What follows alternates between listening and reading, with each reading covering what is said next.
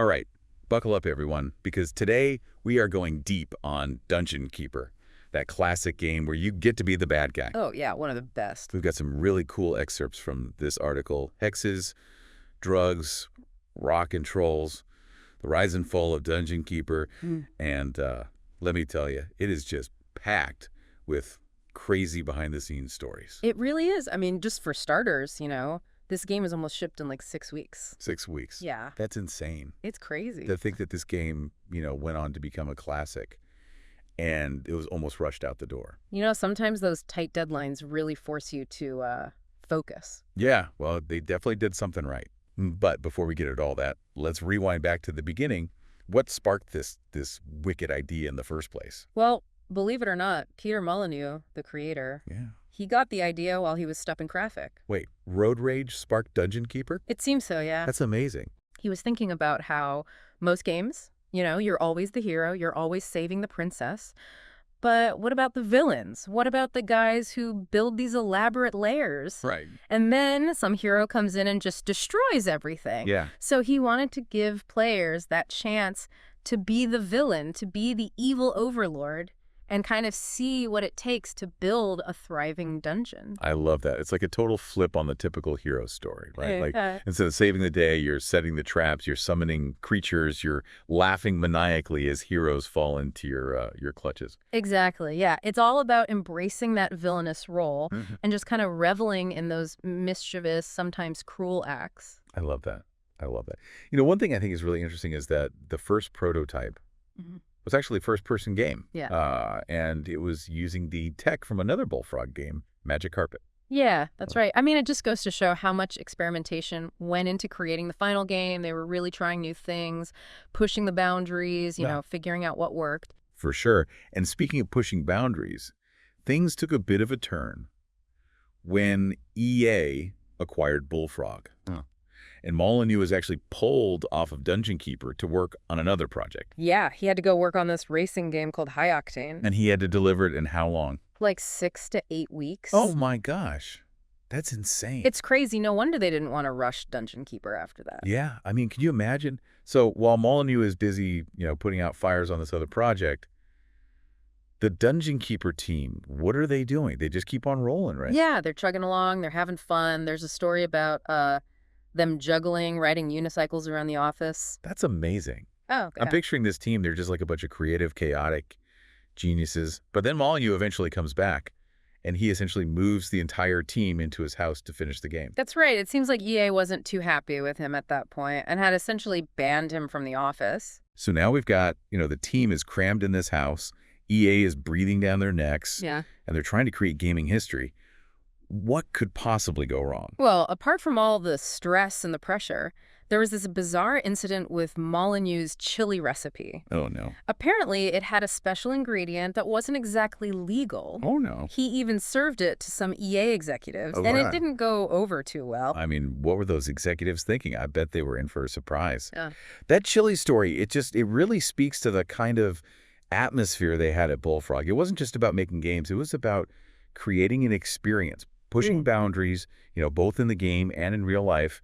And it gets even better. Lead artist Mark Healy, he was actually dealing with a back injury. And he was self-medicating with something that might explain some of the creature designs. Yeah, some of those designs are definitely out there. So we got chili mishaps, creative experimentation, a team working out of a house. Did Dungeon Keeper even make it out the door? It did. Dungeon Keeper launched to rave reviews. So they did it. It was a huge success. It's amazing what they were able to pull off under those circumstances. It really is. But even with all the success, there was still some drama. Oh, really? What happened? Molyneux, he actually received a death threat from a fan. A death threat? Yeah. Oh, wow. That's intense. Yeah, this fan had been sending him letters. Yeah. And Molyneux had responded at first, but then, the letters got a little too much. I see. And so he stopped responding. Oh, no. Well, the fan did not take that well and threatened to show up at his house with a shotgun. Oh, wow. It's kind of scary to think that, even in the world of games, things can get that real. Yeah, it is a reminder that even though we're talking about, pixels on a screen, passions can run high. Absolutely. So thankfully, the threat was just that, a threat. Oh, okay, good. The police investigated, and it turned out that while someone with the fan's name did own a shotgun, it wasn't actually the person sending the threats. Okay, well, that's a relief. So speaking of dramatic exits, lead artist Mark Healy also had a pretty memorable departure from the project. Yeah, after all those long hours, Healy finished his final task, leaned back in his chair, grabbed a newspaper, and said, "Well, I'm finished." That is amazing. I love it. I can just picture that scene so clearly. Yeah. That's such a boss move. Apparently, Molyneux was not as amused, and even threw slippers at him. Slippers. Yeah. Okay, well, that's kind of funny. I mean, even with all the pressure and intensity, there's still that sense of playfulness, right? Totally. So, Dungeon Keeper is a hit. Hmm. But what about a sequel? Did they jump right into Dungeon Keeper 2? They did, though the development team looked a little different. How so? Most of the original team, including Molyneux and Healy, had actually moved on to form Lionhead Studios. Oh, wow. So who was left to make the sequel? Well, some fresh talent at Bullfrog, including Sean Cooper, who had actually led the development on High Octane. Oh, interesting. So how did they approach the sequel? Was it a complete reinvention? Or did they stick to the original formula? They stuck with what worked. They focused on refining the gameplay, adding some new elements. Like what? Things like better graphics, more intuitive interface, more varied gameplay. Gotcha. They did make a big jump, though. They moved to a full 3D engine, which was pretty impressive at the time. Yeah, definitely. It makes sense to stick with what worked, but still try to push things forward, right? Yeah, absolutely. What about the tone and the humor? Did Dungeon Keeper 2 retain that kind of mischievous, evil spirit? Oh, absolutely. Good. Dungeon Keeper 2, it stayed true to its roots. I'm sensing there might be a but coming. Well, there was a noticeable shift in the dynamics at Bullfrog during the development of Dungeon Keeper 2. I'm well wait. Well, remember, EA had acquired them. And while EA initially wanted to preserve Bullfrog's unique culture, there were definitely some growing pains as the two companies trying to merge their very different approaches to game development. It's that classic clash of cultures that you see so often when a large corporation acquires a smaller independent studio. Did this clash have any impact on the development of Dungeon Keeper 2? I mean, EA brought in more structured project management, which had its benefits, but it also introduced a level of corporate influence that wasn't there before. So Dungeon Keeper 2 is out. It's getting great reviews. It seems like the series was set up for continued success. What happened next? Well, remember that teaser trailer for Dungeon Keeper 3?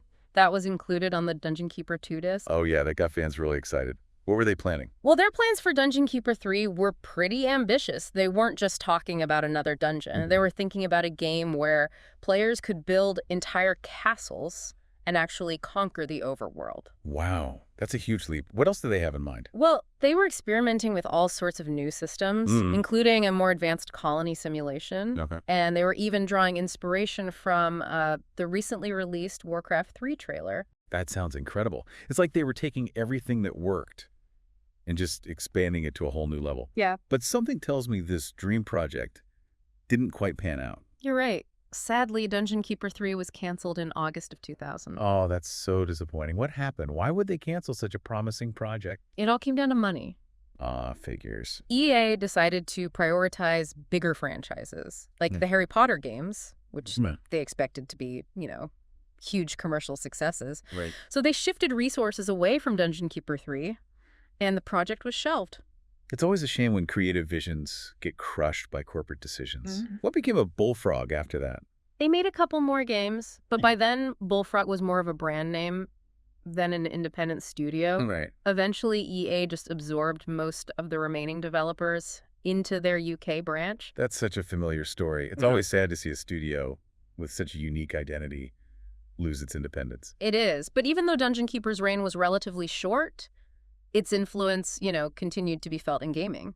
Oh, for sure. There were numerous spiritual successors. Right. And even Molyneux himself, he carried those core concepts into some of his later games. It's true, he did.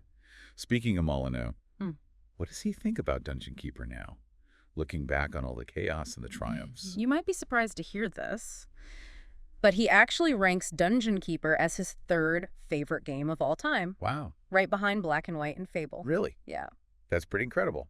Considering all the ups and downs they went through during development, it just goes to show that even amidst the chilly mishaps, the death threats, the corporate shakeups.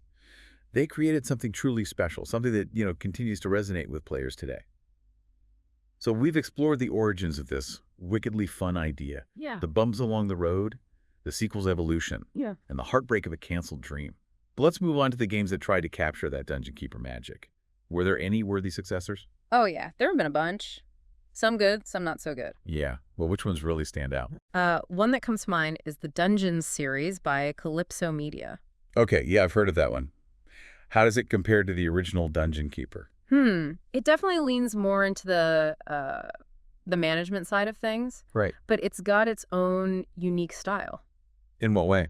It's got a more tongue-in-cheek humor, almost like a parody of the genre.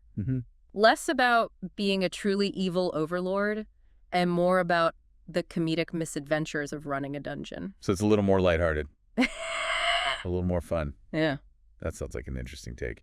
Any other contenders for the Dungeon Keeper throne? Definitely. We can't forget about War for the Overworld. Oh, yeah. That came out in 2015. Okay. And it's considered one of the most faithful spiritual successors. What makes it so special? Well, for one, they brought back Richard Ridings, Yeah. the original voice actor for Dungeon Keeper's narrator. Oh, that's awesome. They really went all out, huh? They did. They really nailed the atmosphere, Yeah. the gameplay loop. They even added some features that were originally planned for Dungeon Keeper 3, like building above ground. Wow, so it's like a glimpse into what could have been. Exactly. That's really cool. Yeah. It's amazing how Dungeon Keeper, continues to inspire developers even all these years later. Yeah, it really is a testament to the impact the game had on the genre. But did its influence go beyond just dungeon management games? Oh, absolutely. How so? Molyneux himself carried a lot of those core concepts into some of his later projects. Like what? Well, for example, in Black and White, you could interact with your creature in a very similar way to how you interacted with creatures in Dungeon Keeper. Oh, right. You could slap your imps to make them work harder. Exactly. And in Black and White, you could do something similar with your creature. Okay. Except instead of a slap, you could give it a gentle pat or like a thunderous smack. Interesting. Depending on how you wanted it to behave. I see. So that idea of kind of shaping the behavior and personality of your creatures, that was a big part of Dungeon Keeper. It was. Seems like that really stuck with Molyneux. It did. And it kind of became part of his design philosophy. What about his current project, Masters of Albion? I know it's still in development, but I remember you saying it draws some inspiration from Dungeon Keeper. That's right. From what we know so far, it seems like Masters of Albion is going to be a blend of a lot of classic Molyneux titles, including Dungeon Keeper, Fable, and Black and White. Oh, wow. It's a super ambitious project. That sounds amazing. It's going to be interesting to see how he brings that Dungeon Keeper gameplay into this new world. Definitely. So thinking back on everything we've talked about, it's kind of amazing how a game about being the bad guy can be so beloved, right? Yeah. Why do you think Dungeon Keeper resonated so strongly with players? I think it's that sense of mischievous fun.